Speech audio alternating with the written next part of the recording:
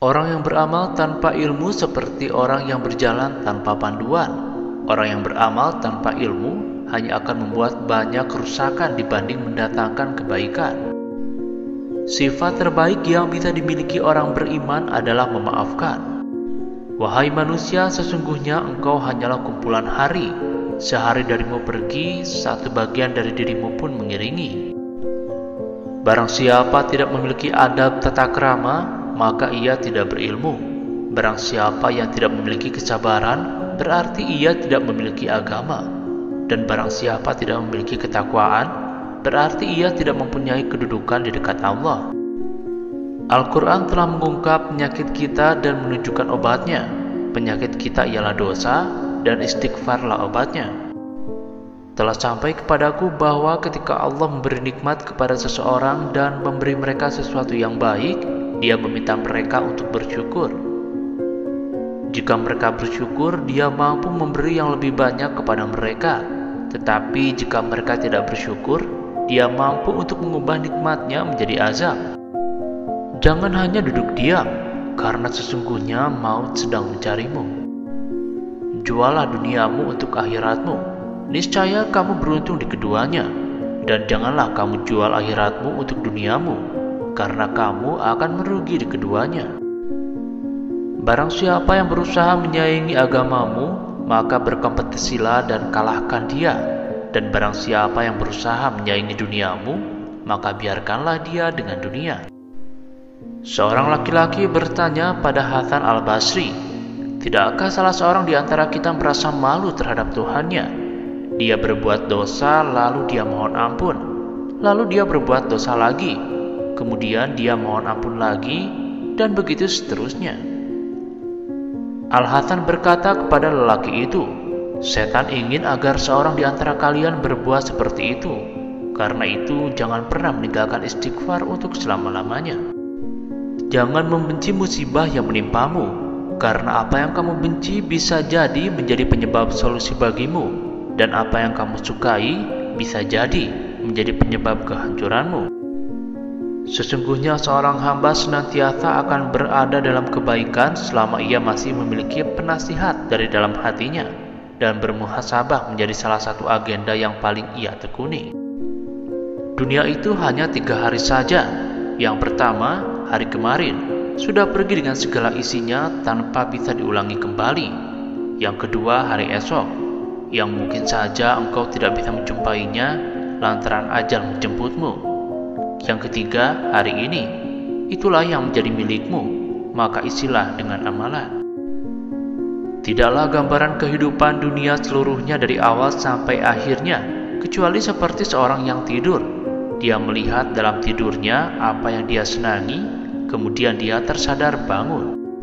Di antara tanda-tanda Allah berpaling daripada seseorang ialah Allah menjadikan kesibukannya pada perkara-perkara yang tidak bermanfaat bagi dirinya. Seseorang tidak akan mendapatkan predikat ketakwaan sampai dia melakukan muhasabah kepada dirinya lebih ketat dibanding seorang teman yang bermuhasabah terhadap temannya. Seorang mukmin itu melakukan ketaatan namun dia khawatir, adapun orang fajir melakukan kemaksiatan dan dia merasa aman. Barang siapa mencela dirinya sendiri di hadapan banyak orang, sesungguhnya dia telah memuji dirinya, dan hal itu adalah salah satu tanda riya. Perbaiki yang tersisa bagimu, maka Allah akan mengampuni atas apa yang telah lalu. Orang sombong itu seperti orang yang berada di atas gunung. Dia melihat orang lain kecil, demikian juga orang lain melihatnya kecil. Sesungguhnya orang-orang sebelum kalian melihat Al-Quran sebagai surat cinta dari Robnya, direnungi malam hari, diamalkan siang harinya. Pilihlah lelaki yang baik agamanya, jika marah tidak menghina, dan jika cinta akan memuliakan. Sesungguhnya jika Allah langsung menghukum semua makhluk yang berdosa dengan memutus rezekinya, niscaya semua manusia di bumi ini sudah habis binasa. Siapa yang tidak menjaga lisannya, maka ia tidak bisa memahami agamanya. Engkau mengejar dunia dan segala kenikmatannya, padahal dunia adalah hukuman bagi Nabi Adam. Seandainya perkataan setiap orang itu jujur dan amalannya baik, ia bisa menjadi orang yang merugi. Orang-orang berkata, "Bagaimana bisa merugi?" Hasan al-Basri menjawab, "Ia merugi ketika ia kagum dengan dirinya sendiri." Seorang hamba akan berada dalam kebaikan selama dia mampu menasihati dirinya sendiri dan selalu menghisab dirinya sendiri. Aku membaca ada 90 ayat dalam Al-Quran yang mengajarkan bahwa Allah yang menakdirkan rezeki dan Dia yang menanggung rezeki semua makhluknya. Sementara aku membaca satu ayat yang mengatakan setan menjanjikan kefakiran untuk kalian. Akan tetapi mengapa kita masih ragu dengan firman Allah yang maha benar di 90 ayat dan kita membenarkan ucapan setan sang pendusta yang hanya ada di satu ayat? Jauhi olehmu nanti, karena kamu sedang berada di hari ini, bukan di hari esok. Bila hari esok tidak menjelang, kamu tidak akan menyesal. Dan bila mati menjelang, kamu lebih mampu untuk berbuat seperti hari ini. Tetaplah berbuat baik pada orang yang berbuat jelek padamu. Jika tidak bisa, maka jangan sampai engkau berbuat jelek pada orang yang berbuat baik padamu. Ketahuilah bahwa kamu tidak mampu mencintai Allah sampai kamu mencintai menaatinya. Dunia adalah sebuah kendaraan untukmu. Jika kamu mengendarainya, ia akan mengantarkanmu ke tempat tujuan.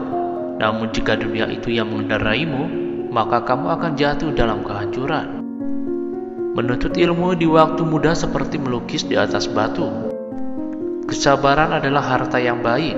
Allah tidak akan memberikannya kecuali kepada orang yang dikasihinya. Semoga Allah merahmati seorang hamba yang berhenti mencermati keinginan hatinya. Apabila niatnya untuk Allah, maka dia akan teruskan. Namun apabila untuk selainnya, maka dia akan tunda sampai niatnya benar.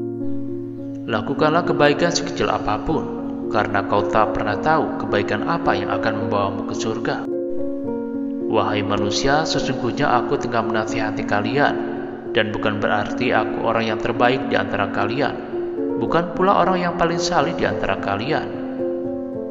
Andai kata seorang muslim tidak memberi nasihat kepada saudaranya kecuali setelah dirinya sempurna, niscaya tidak akan ada pemberi nasihat.